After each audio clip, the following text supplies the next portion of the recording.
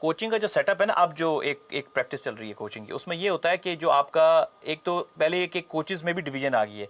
High performance के coaches अलग होते हैं। हाँ, सही कह रहे हैं। मैं कोचेज में डिवीजन है। हाँ, मैं हाँ। क्योंकि इस पे हम काम करते हैं ना, हाई परफॉर्मेंस के कोचेज अलग होते हैं। उसमें होता क्या है, एक हेड कोच जब आता है ना, वो क्या करता है कि जी प्लेयर XYZ है, इनका ये प्रॉब्लम है, वो उसके ऊपर अपने नोट्स छोड़ता है, नोट्स देता है कि इसकी ये चीज आइडेंटिफाई की गई है, ये चीज की सही है, ये इंप्रूव होने वाली है। फिर जो आपके हाई परफॉर्मेंस सेंटर में कोचेज उनसे अलाइन करता है, वो फिर उनको कहता है कि ये इनके ऊपर आपने वर्किंग करनी है। अब मैं ये पॉइंट क्यों कह रहा हूं, मैं इसकी वजह भी बताता हूं। ये आपने इनके ऊपर वर्किंग करनी है। उसमें हाई परफॉर्मेंस सेंटर में आपके डिफरेंट तरह के कोच होते हैं, बॉलिंग कोच भी होते हैं, आपकी वो बिल्डअप कोच भी होते हैं, डिफरेंट टाइप के कोच की कैटेगरी बनी होती है। होता क्या है कि जब इनके सिस्टमैटिक में होता है कि उसमें एक हेड कोच ने अपनी एक ऑब्जर्वेशन शेयर कर दी, अपना वर्क शेयर कर दिया, उसका एक असिस्टेंट कोच होता है जो कि जाके चीजों को इंप्लीमेंट, फिर जो आपका हाई परफॉर्मेंस सेंटर में कोच होते हैं वो उनके ऊपर दिन रात काम करते हैं।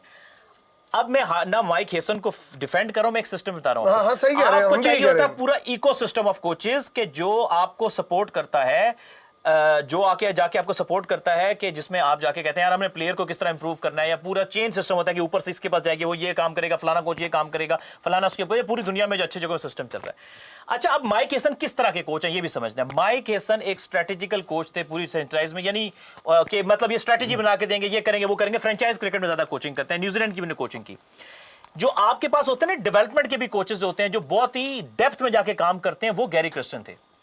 वो आपके पास आए थे जेसन गिलेस्पी थे, जिन्होंने साइड्स को काउंटी क्रिकेट में नीचे से परफॉर्म करके ऊपर लेकर आए हैं, लंबी, यानी जिनका एक पूरा डेप्थ में कैरियर होता है। तो फिर ये आपको डिसाइड करना है कि आपको अभी हेड कोच कौन सा कोच चाहिए, क्या आपको वो इस तरह का डेप्थ वाला कोच चाहिए।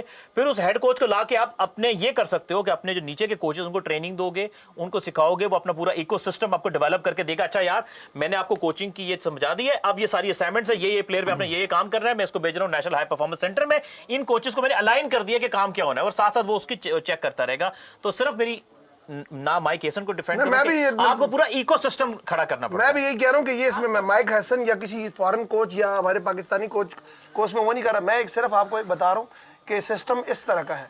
इसमें माइक हेसन को मैं देखें, माइक हेसन को इस साइड पे रखें। मैं कह रहा हूं कि पाकिस्तानी जो हमारी टीम के साथ थ्रू आउट इतने अरसे से फॉरेनर कोचेस काम करते रहे। अब इसमें माइक हेसन को मैं नहीं ना डिफेंड कर रहा हूँ, ना उसको मैं कोई इस पे सारा मलबा डाल रहा हूँ। मैंने कहा कि जी वो टॉस के टाइम पे आप कह रहे थे सलमान के साथ दो बंदे और भी पाकिस्तानी जो टीम के लोग थे, उन्होंने भी, जाहिर बात है वो भी मशरे में शामिल होंगे। तो आप पिच की रीडिंग की बात करें। चलें, अब आप दोनों दोस्तों ने क्योंकि कोचेस पे बात की है, तो मैं आपसे एक क्वेश्चन करना चाहता हूँ कि नेशनल लेवल पे मैं बात कर रहा हूँ, एक कोच का टीम के साथ उसकी जॉब या उसकी असाइनमेंट क्या होती है, जॉब रिस्पॉन्सिबिलिटीज़ क्या होती है? जो मेरी समझ के मुताबिक, जितनी मेरी अंडरस्टैंडिंग है, नेशनल लेवल पे जो कोच होता है ना, हेड कोच का काम होता है प्लानिंग करना, प्लेयर को मेंटली बूस्ट करना, उसको अपना कि बेस्ट उनकी यूटिलाइजेशन क्या, मैनेजमेंट होती है बेसिकली, कोचिंग नहीं होती, यानी आपकी मैनेजमेंट होती है। यूजुअली सेटअप में क्या होता है, अच्छा यार बैटिंग में ऑन द टूर कोई मसला हो गया तो छोटी मोटी हेल्प करता है आपका बैटिंग कोच, कि यार छोटी मोटी एडजस्टमेंट होती है, बल्ला तो पकड़ना सिखाएगा नहीं। या अगर आपका कोई बॉलिंग कोच है तो वो बॉलर को वक्ती तौर पे कोई प्रॉब्लम आ रहा है तो उस ड्यूरिंग द प्रैक्टिस सेशन में उसको हेल्प आउट करेगा, ठीक होगा ना, या पिचेस देख के वो आपको बता रहे कि आज ऐसे बॉलिंग करें। तो मैनेजमेंट होती है, मैनेजमेंट ऑफ द टैलेंट होती है। आप समझते हैं कि इस T20 वर्ल्ड कप में आपको हेसन की मैनेजमेंट अच्छी लगी? नहीं, नहीं।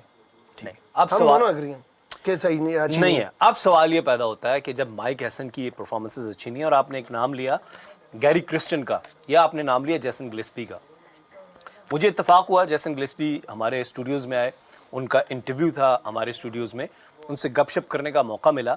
उसमें जेसन गिलेस्पी ने एक बड़ी ज़बरदस्त बात की। उसने कहा अगर आपने नेशनल टीम बनानी है ना, तो मुझे पहले ज़रा डोमेस्टिक लेवल पे काम करने दें।